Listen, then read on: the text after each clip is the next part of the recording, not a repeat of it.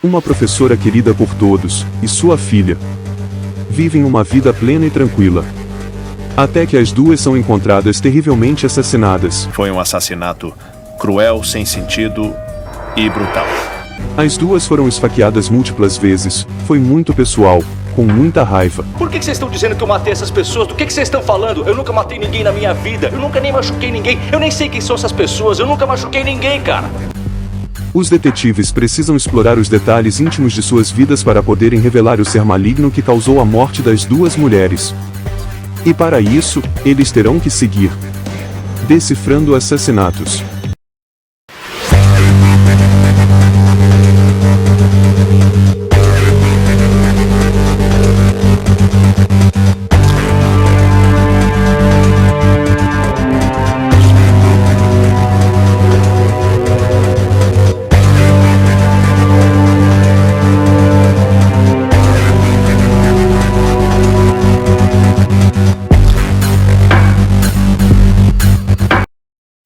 Tudo aconteceu em Charlottesville, na Virgínia, em 5 de dezembro de 2014, por volta das 23h47, pouco antes da meia-noite. Uma vizinhança tranquila acorda com um incêndio e liga para os bombeiros. Em cerca de 3 minutos os bombeiros chegam ao local.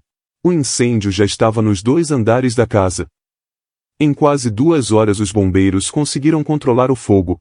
Até que entraram na casa com segurança, e vasculharam o andar de baixo, mas antes de prosseguirem, eles se depararam com sinais alarmantes.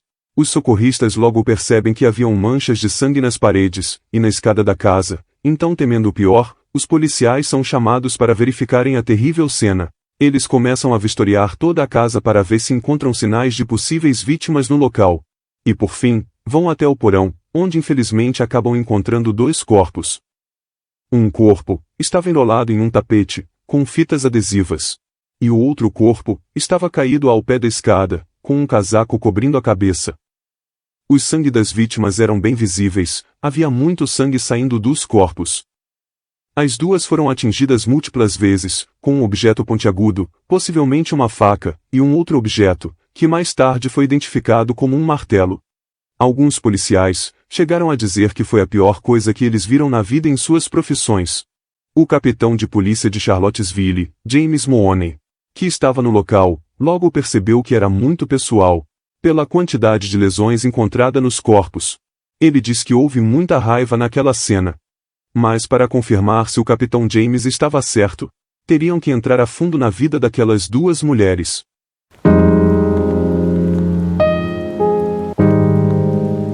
Enquanto vasculham a casa à procura de pistas, os investigadores acham muitas correspondências em nome de homem chamado Gary Green. E é claro, isso os deixa curiosos. Gary morava bem próximo a Robin.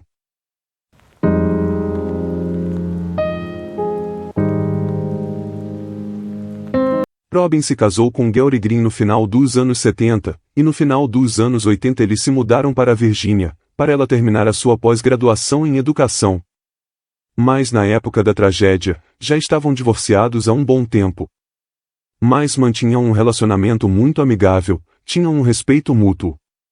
Inclusive, a casa ainda estava em nome dos dois. A Robin era uma pessoa muito generosa, se importava com os menos favorecidos. Bom, então quando ela terminou seu magistério, logo começou a fazer parte de um movimento de educação especial. O sonho dela era ter filhos, e depois de tentar muitas vezes com Gary e não conseguirem, eles desistiram e se divorciaram.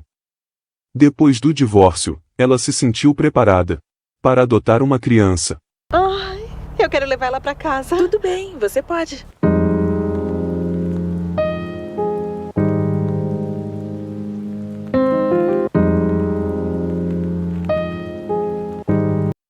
Como a Robin sempre viajava para o leste europeu, foi lá que ela se encantou por uma linda menininha ucraniana, de 3 aninhos que passou a se chamar Mane. E então ela a adotou.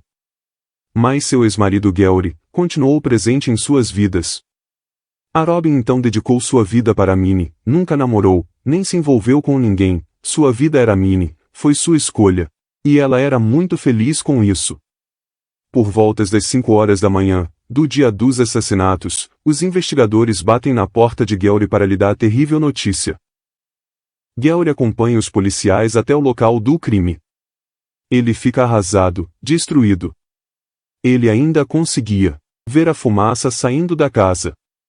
Os policiais então o interrogam minuciosamente, logo percebem que ele não tinha nada a ver com o crime. E pedem sua ajuda para desvendar o caso. Gary se prontifica de imediato e é muito prestativo com os investigadores. Na ocasião dos assassinatos, a casa tinha um sistema de segurança, mas o sistema foi arrancado da parede. Então a polícia começa a procurar por objetos, como TV, som, carro, objetos que poderiam ser levados em um possível assalto. Então eles descobrem que está faltando a TV e o carro da Robin. Os vizinhos também descrevem o modelo do carro da Robin e também dizem aos detetives que o carro estava na frente da casa antes do incêndio, mas depois havia sumido. Então os investigadores logo emitem uma busca para o veículo. E em seguida dão uma busca na casa à procura de mais pistas. O quarto da adolescente Maine era um típico quarto de uma menina na sua idade. Estava muito bagunçado, como se alguém tivesse revirado, e os investigadores lembram de ter uma bateria no quarto dela. A Maine também tinha diários onde escrevia músicas. E dava para ver que aquilo era realmente a sua paixão. Mas eles também logo percebem a falta de um item muito importante na vida de uma adolescente, o celular. Mas não só o dela, também o celular da sua mãe haviam desaparecidos. Eles descobriram que as duas tinham as contas de seus celulares em nome do Gary. O Gary então entrou em contato com a operadora e autorizou os investigadores a obter todos os registros. Enquanto isso, os investigadores também entram em contato com os amigos e parentes das duas mulheres, para poder conhecer mais suas vidas e assim, tentar descobrir mais pistas. Eles falam com o irmão de Robin, Todd Aldridge, que é claro, ficou em choque. Ele logo imaginou ter sido um acidente, nunca imaginaria um assassinato. Porque ele conhecia bem sua irmã, e sabia que ela era uma pessoa que não tinha inimigos, era uma pessoa de paz. E também conversam com a melhor amiga de Robin, Carlin Preitor, que também fica chocada.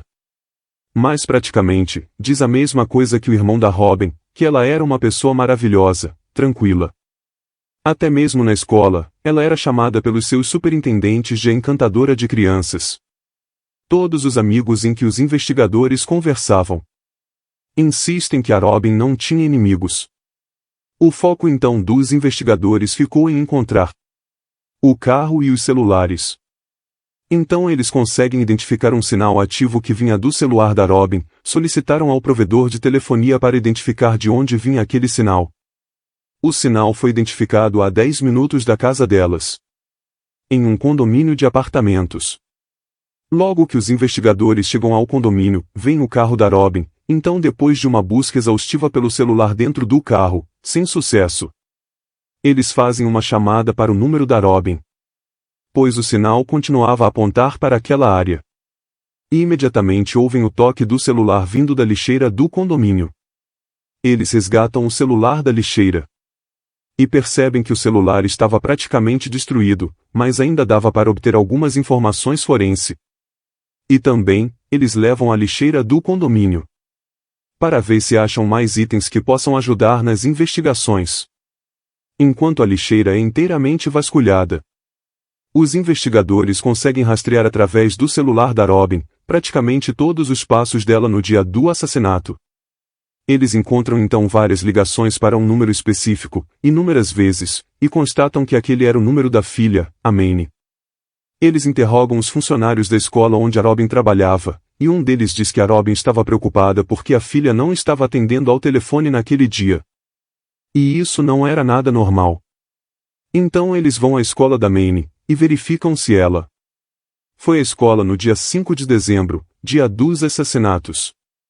E descobrem que ela não foi à escola no dia 5, e que nenhum dos seus professores foi comunicado que ela iria faltar naquele dia. Não era do feitio da Maine deixar de avisar, ao menos a um professor, quando ela precisasse faltar. Isso mudou o rumo da investigação. Porque no começo, os investigadores achavam que o alvo do duplo homicídio seria Robin, mas agora eles tinham quase certeza que poderia ser a filha, Maine. O sorriso da Maine era muito cativante. Ela fazia coisas engraçadas, para ver as pessoas rirem. E isso partiu o coração das pessoas próximas a ela. Segundo os familiares, ela mostrou talento para a música desde cedo, inclusive quem comprava seus instrumentos era o Gary, que a considerava como uma filha. Mas por mais que ela fosse adorada pelas pessoas mais próximas, a sua vida não era tão feliz assim. A Manny sabia desde o princípio que era adotada.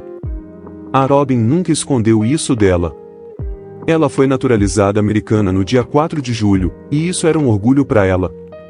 Mas, por conta do tempo que ficou no orfanato, a Manny ficou um pouco traumatizada, porque, no orfanato, ela era mais uma entre tantas crianças, nunca se sentiu especial. Então ela cresceu com muita carência. Além de muitas dificuldades de aprendizado didático, e dificuldades no convívio social. Para se ter uma ideia, a Manny só começou a ler quando tinha 10 anos, e mesmo assim, com dificuldades. Ela tinha 17 anos. Mas com comportamentos de uma menina de 12 anos. Ela não era feliz na escola, era muito insegura. E não se sentia como todos os outros. Para tentar socializar, ela imitava os outros colegas, para se sentir inclusa, até mesmo sendo violenta, na escola, mas isso só piorava a sua situação. Ela não conseguia se encaixar. Tudo que ela queria era um pouco de atenção e amigos. Ela era provocada e sofria muito bullying na escola. Mas tinha um assunto em que a Manny gostava de falar. Era sobre os meninos, como ela supervalorizava a atenção deles, esses garotos, abusavam da sua situação. Aproveitando-se da sua carência emocional. Ela supervalorizava qualquer gesto de atenção.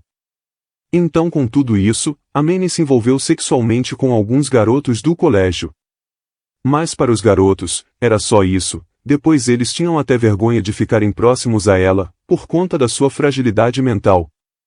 Um dia, a Robin, sua mãe, encontrou preservativos em seu quarto, dentro de um saco, e neste saco estava escrito a seguinte frase, abre aspas. Lembre-se disso. Fecha aspas. Então, Robin furiosa, questionou pressionando a filha, que logo contou a verdade. A Manny revelou para a mãe, que tinha se envolvido com um amigo das aulas de música, inclusive sexualmente. Perplexa, a Robin pensou em denunciar o garoto. Mas desistiu quando soube que ele tinha a mesma idade que sua filha e que sua denúncia não iria dar em nada. Porém, ela começou a pôr regras na Manny, como o tempo de uso, tanto para o celular, quanto para o notebook. Então, os policiais ficam sabendo deste acontecido. E entram em contato com o garoto, que diz não ter tido nenhum envolvimento romântico com a Manny. Foi só sexo, e depois de investigarem o álibi do garoto, eles o descartam como suspeito. Os investigadores então, começam a prestar mais atenção nas atividades de Manny nas redes sociais. E na sua página do Facebook, de início, eles descobrem que as postagens eram típicas de uma adolescente. Mas quando eles começam a ler as mensagens privadas da Manny no Facebook, eles descobrem que as conversas eram bem perigosas, com muito teor sexual. A adolescente conversava com muitos garotos, principalmente sobre fazer sexo com eles. Enquanto os investigadores vasculham o Facebook da Manny, outros investigadores tentam examinar a lixeira que foi retirada do condomínio onde encontraram o carro e o celular da Robin. Então encontraram muitos itens ligados aos assassinatos, roupas ensanguentadas, luvas, tênis, inclusive a arma do crime. E logo percebem que o autor do crime tem alguma ligação com o local de onde encontraram o carro e o celular das vítimas. Eles decidem voltar ao condomínio e conversar com os moradores para obter algumas informações que os levem ao assassino. Então depois de conversarem com alguns moradores, eles batem a porta de um morador, que estranhamente, se assusta quando abre a porta e vê o distintivo do policial. O morador então fecha as portas às pressas e fala com o policial com a porta entreaberta, não mostrando muito seu rosto. Mesmo assim, o policial consegue ver suas características físicas, e é claro, acha seu comportamento muito estranho e coloca um asterístico em seu nome. O homem se identifica como James. Um outro morador tinha uma câmera próxima à janela do apartamento, e estava direcionada à lixeira do condomínio. Então os moradores solicitam as imagens da sua câmera para ver se conseguem alguma imagem de quem descartou o lixo encontrado na lixeira. Então eles assistem às imagens do dia 5 de dezembro. Dia dos assassinatos, eles conseguem ver um homem que descarta na lixeira um saco de lixo e um tênis, de cor preto, laranja e branco, cores muito distintas. Assim que vê a gravação, o investigador reconhece o homem que quase bateu com a porta na cara dele, o que se chama James. Logo após assistirem o vídeo, os investigadores descobrem que o verdadeiro nome do homem é Jimmy Washington, de 31 anos. Jimmy já tinha ficha na polícia e estava em condicional. Ele tinha acabado de se tornar pai. E morava com a esposa e o filho, neste apartamento. Mas como Jimmy está ligado a uma adolescente de 17 anos, ninguém nunca ouviu a Manny falar neste nome. Nunca. Então voltaram ao Facebook da Manny, e descobriram uma ligação entre eles. Como Jimmy fazia rap, e a Manny também gostava desse estilo de música, eles se conectaram, mas não tinha muito assunto que fosse relevante. Até aí, era só contato virtual. Os investigadores começam a verificar o Instagram do Jimmy, e descobrem uma foto que o liga diretamente a Manny. A foto que o Jimmy tinha no Instagram era do quarto da Manny, focado em sua bateria. Era uma foto única, pois nem a Manny tinha aquela foto. A foto da bateria encontrada na rede social do Jimmy o coloca dentro do quarto da Manny. Bingo! Mais surpreendentemente, quem entregou tudo foi a esposa do Jimmy, a Kate Washington. Ela sempre achou que tinha algo mais na amizade do marido com a Manny, inclusive ela ligou para a Manny e pediu para ela se afastar do Jimmy porque eles eram casados e tinham um filho. Ela também questiona o marido, que é claro nega tudo. Mas os investigadores descobrem que Jimmy e Manny se comunicavam muito por telefone, mesmo depois de Kate, a esposa de Jimmy, ter confrontado os dois. Haviam mais de 80 ligações entre os dois, de setembro a outubro de 2014. Após a esposa do Jimmy assistir a reportagem sobre o tênis encontrado na lixeira do seu condomínio pela polícia, ela logo questiona o marido pois reconhece o tênis dele. E ele responde que jogou-o fora. Os investigadores colocam o apartamento de Jimmy Washington sob vigilância. E no dia 7 de dezembro de 2014, 3 dias depois dos assassinatos, Jimmy é preso. Ele estava ainda em condicional por uma condenação prévia por roubo em 2004. No momento da prisão, o celular da Manny é encontrado dentro do bolso de Jimmy. Um dia depois de ser preso, Jimmy é acusado oficialmente pelos assassinatos de Robin e Manny. É claro, ele nega tudo, incluindo qualquer relacionamento com a adolescente Manny. Que Você é? está preso Como é que é? por essas duas acusações de homicídio qualificado. Eu não tô não. Não, eu não tô não. Eu quero falar com alguém. Entendo o que o senhor está dizendo, mas Eu eu vou quero falar repetir. com alguém. Você está preso por essas duas Eu acusações. quero falar com o meu advogado agora. Por que vocês estão dizendo que eu matei essas pessoas? Do que vocês estão falando? Eu nunca matei ninguém na minha vida. Eu nunca nem machuquei ninguém. Eu nem sei quem são essas pessoas. Eu nunca machuquei ninguém, cara. Os parentes e amigos ficam sabendo da prisão de Jimmy. Então Jimmy aguarda julgamento na prisão, mas continua negando tudo. Mas em novembro de 2015, quase um ano depois da sua prisão, Jimmy fala com sua esposa no telefone da prisão. Então ele faz uma confissão surpreendente para ela. A sua esposa Kate o pressiona e ele acaba confessando que fez sexo com a Manny. A Manny confiou em Jimmy, só porque ele deu atenção para ela. Era tudo que ela queria nesse mundo, atenção. E com isso as pessoas, principalmente os homens, abusavam dela. Este relacionamento secreto a levou à morte e à morte da sua mãe. Antes do julgamento, Jimmy ainda tenta processar os investigadores, e envia várias cartas, umas alegando que ele nem conhecia a família, outras confessando o relacionamento com a Manny, e por fim ele manda uma carta culpando a Robin de ter assassinado a própria filha, após flagrar ele com a Manny tendo relações, e que ele só estava tentando defender a Manny. No dia 8 de dezembro de 2014, Jimmy Washington é acusado de homicídio doloso qualificado e homicídio doloso simples pelas mortes de Robin e Manny. Não tinha como ele escapar dessa, as provas contra ele eram avassaladoras. A principal prova para os policiais obterem um mandato para ele, foi a televisão da Robin encontrada na casa de Jimmy. Os investigadores acreditam que o motivo real do crime foi um roubo que deu errado, quando a Manny chegando em casa o surpreendeu dentro da casa. Eles também acreditam que a Manny foi morta primeiro.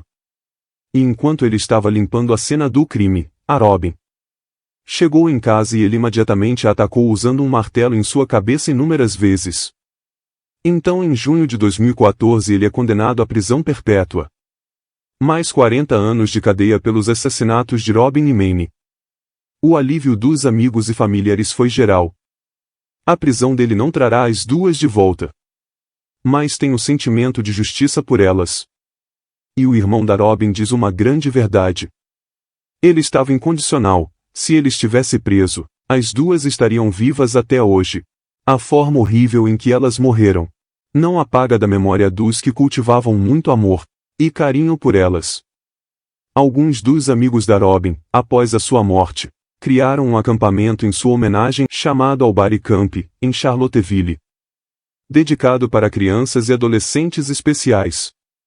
Bom, meus amigos, agradeço por chegarem até o final desse vídeo. Peço para quem gostou e apreciou meu trabalho, que me ajude se inscrevendo no meu canal e dando um gostei, é importante para mim. E fiquem à vontade para sugerir ou questionar qualquer assunto com relação aos vídeos aqui no canal. Ficarei feliz em responder. Um grande abraço a todos. Até o próximo caso.